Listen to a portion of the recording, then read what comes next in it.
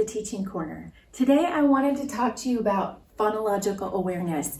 I'm going to do a little series on phonological awareness and all of the different things that it includes. But phonological awareness is basically an umbrella term that talks about us being able to identify and manipulate the different parts of spoken speech. And phonological awareness is extremely important because what it forces our brain to do is use the temporal lobe, which is the part of our brain that processes spoken language.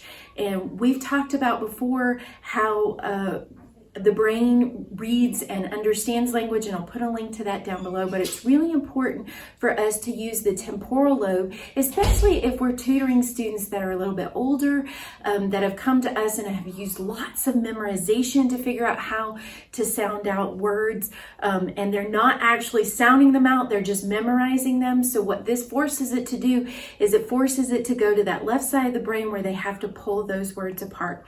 So what exactly does phonological awareness encompass? Well, it encompasses things like word awareness. How many words are in this sentence? It also has things like rhyme awareness and alliteration. Rhyme being like cat, sat, mat. Alliteration being baby buggy bumpers.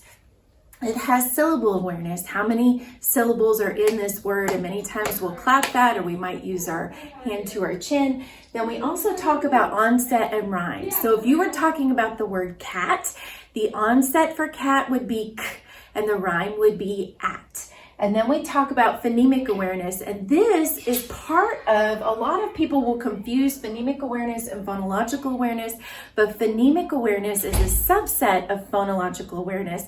It's the most difficult part of phonological awareness, and it's what allows us to hear the individual sounds in words.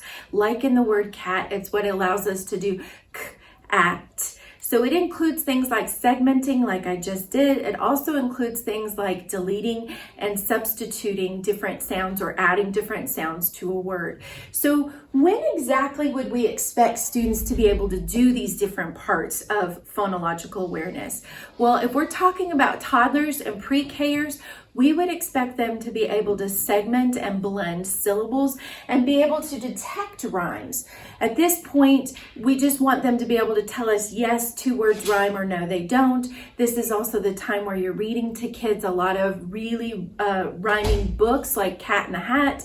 Then in kindergarten and first grade, we would expect students to begin to segment and blend onset and rhyme, and then be able to produce rhymes. So now they're able to produce them. And then second grade and beyond is when we would expect kids to be able to manipulate those sounds by adding, deleting, and substituting word segments.